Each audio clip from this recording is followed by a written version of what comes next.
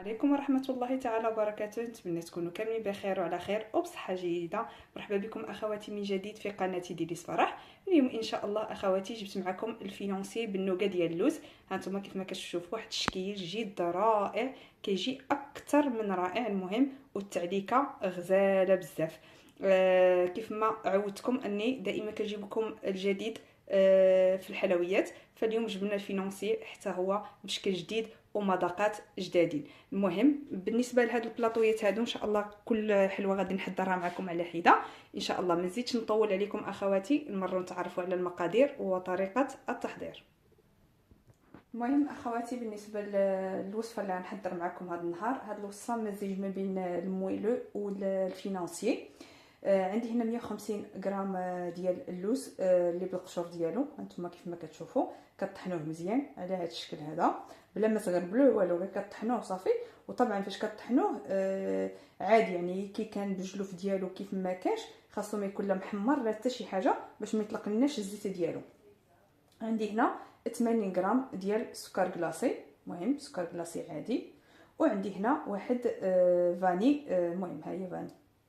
المهم تعوضوها باي نكهه، تقدروا تنكهوه باي نكهه بغيتو، قشور الحامض قشور الليمون بغيتو تخليوه هكا ما ديروا فيه والو، ولكن ضروري ديروا فاني على حساب البيض. المهم بالنسبه لهاد الوصفه هذه كيف ما قلت لكم مزيج ما بين الفينونسي والمويلو. غنديروا فيها البيض كامل. عندي هنا جوج بيضات كيف ما قلت لكم، 150 غرام ديال اللوز، وعندي هنا 150 غرام ديال الزبده حيوانيه اللي رديتها على هذا الشكل، ماشي حتى كتولي نوازيت وتعطي الريحه ديالها. اللي كيتفرج في لي فيديو ديالي لا قبل دائما كنقول لكم الفينونسي ولا المويل ولا سميتو ما نخليوش الزبده ديالنا حتى تولي قهويه، لان فاش كنديروه هنا راه كيجي خايب بزاف ما كيجيش زوين. المهم على هذا الشكل هذا هانتوما كيف ما كتشوفوا، هانتوما كيف ما كتشوفوا. المهم غادي ندير هذوك جوج بيضات اللي عندي. جربوا هاد الطريقه بصفر البيض. صراحه انا منين وليت كندير البيضه كامله ما بقيتش كندير كاع بيض البيض، لاني كيجي الطعم ديالو ولا التعليكه احسن من البيض بوحديتو. المهم طبعا غادي ندخل هاد البيض هذا هو الاولاني، وعاد غادي نزيد الزبده.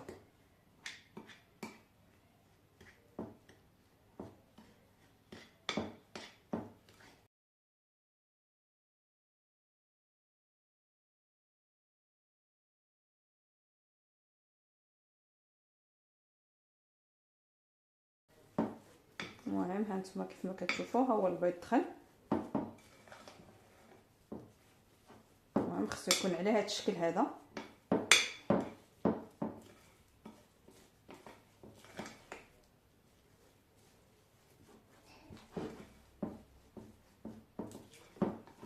كاينه الوصفه ديال الفينونسي اولا المويلو اللي كنزيدوا فيها شويه ديال الطحين والخماره.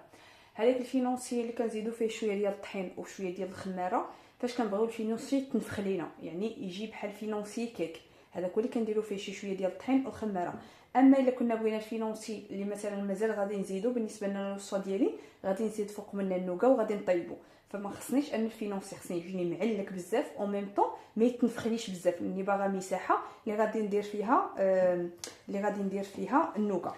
اما الا بغيتو كانت واحد الوصفه حضرتها لكم اللي هي فينونسي ميني كيك، هذاك ضروري نزيدو فيها واحد شويه ديال الطحين والخماره باش كيجينا شويه عنده واحد الفوليوم. هو كيجي معلك ولكن كيجي عنده واحد شويه ديال الفوليوم، فهمتوني؟ المهم هذا هو الفرق بيناتهم.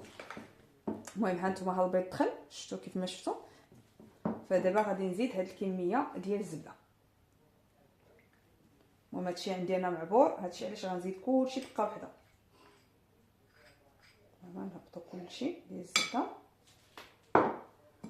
وغادي نخلطوا هاد الزبده ندخلوها في هاد لي زانغريديون ديالنا كاملين. وطبعا من بعد ضروري نحطوا الفينونسي يرتاح في الثلاجه. الا قدرتوا بحال هكا وكان عندكم الامكانيه تحضروه بالليل راه احسن، وفي الصباح تنوضوا تصاوبوه. ولا ما اللي مزروب في الحاجه راه يصاوبها سيغ بلاص ويحطها او مو واحد الساعه غتشد راسها ما يبقاش هكا جاري. ضروري ان الفينونسي يدخل الثلاجه ضروري، يعني ما نقدروش نستعملوا الفينونسي سيغ بلاص.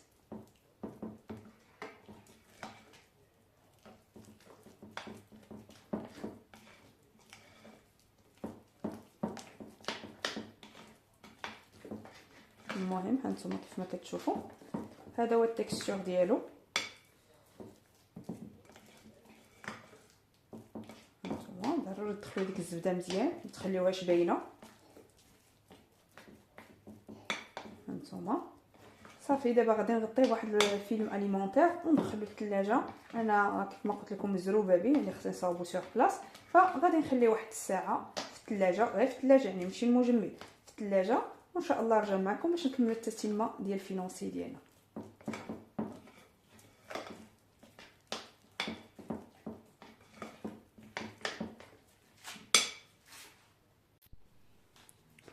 المهم ها رجعت معكم اخواتي. هانتوما كيف ما شفتوا ها هو الفينونسي كيفاش كان جاري. شو دابا كيفاش شد راسو. انا خليت واحد الساعه د المكانه في الثلاجه حتى شد راسو. المهم بالنسبه للمول اللي غنعمر فيه هو هذا المول هذا. هانتوما هذا الاوفال هذا من الاحسن ديروا هاد لاباري ديالكم في واحد البوش باش تسهل عليكم.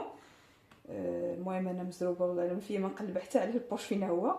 المهم غادي نوريكم انا غير الا كنتو هاد الفينونسي كاين اللي ما بغاش يديروا مع النوكا بغا يدير فينونسي بوحديتو، يقدر يعمر واحد شويه حتى لهنا، يعني حتى الفوق شي شويه باش يجي ان بتي بو بومبي. يقدر الفوق منه يدير فوق منه اللوز يفيلي ولا اللوز كونكاسي ولا اللي بغا. بالنسبه لي انا قلت لكم مازال غادي نديروا النوكا، يعني ما خصناش نعمروا المول ديالنا. المهم انا كنخدم يدي حيت راه الفينونسي ثقيل. هانتوما كيف ما كتشوفوا كيفاش كان جاري وحطيناه في الثلاجه كيفاش ولا. يعني المهم غنشوفوا كيفاش كنعمروا غير شويه. هانتوما نص ديال المول ديالي لاني مازال غيتنفخ وخصو يخلي لي هذا ليسباس هذا باش ندير فيه النوكا ونعاود ندخلو. بالنسبه كيف ما قلت لكم هذا الفينونسي ماشي غنديروا النوكا بوحديتو والفينونسي بوحديتو. دابا غادي ندخل الفينونسي يطيب نص طيبه، يعني واحد شويه نحس بانه صافي. يعني فاش ندخل كيردون نلقاه ماشي جاري، ولكن ما نخليش حتى يتحمر، غير شويه ونخرجو باش نكمل باش ندير فوق منه النوكا ونرجعو يطيب غير من الفوق، يعني النوكا طيب ليا غير من الفوق. المهم غادي نوريكم المراحل ان شاء الله اللي غادي ندير. بالنسبه كيف ما قلت لكم النوكا غادي نسخن الفران على 170 درجه، غادي نحطو غير في الرف التحتاني، يعني غنشعل ليه من التحت. الا عندكم هذاك الفران كيشعل من الفوق والتحت طبعا حطوا واحد لاطا وغطيوه من الفوق باش ما يتقاش الفينونسي من الفوق، يعني غنطيبوه غير من التحت نحسوا به يتنفخ وشد راسو. غادي نخرجوه ونكملوا التتمه باش ان نديروا له النوكا ديال اللوز. المهم هانتوما انا نكمل الكميه هذا الكميه نعمر هذا الفينونسي ديالي كامل ندخلو الفران ونرجع معكم اخواتي باش نكملوا التتمه ديال الحلوه ديالنا. المهم هانتوما من بعد ما خرجت الفينونسي ديالي هانتوما كيف ما كتشوفوا راه الفينونسي باقي بيض، يعني ما خليناهش يعني حتى تحمر. هانتوما كيف ما كتشوفوا نحيد لكم غير وحده. هانتوما شفتوا ممكن نخليو عليه التكستور او شوفوا كيفاش معلك.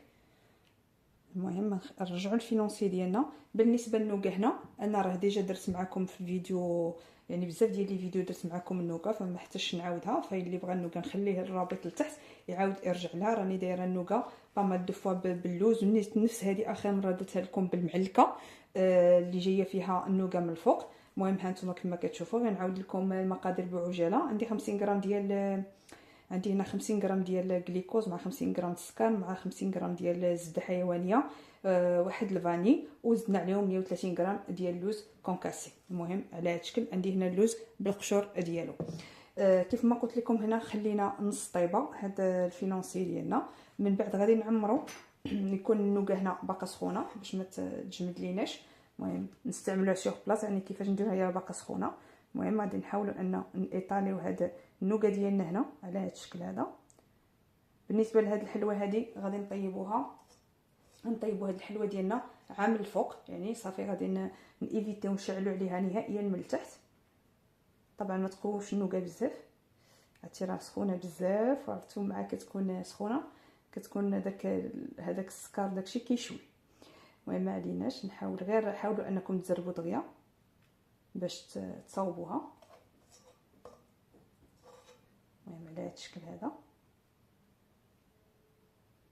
طبعا ولا نشفات لكم النوكا وانتم كتقادوا فيها عاودوا عاوتاني سخنوها ما كاين حتى شي مشكل. صافي على هذا الشكل هذا نحاولوا ما نعمروش بزاف باش ما تفيض ليناش النوكا من الفوق وتعطينا واحد الشكل ماشي زوين.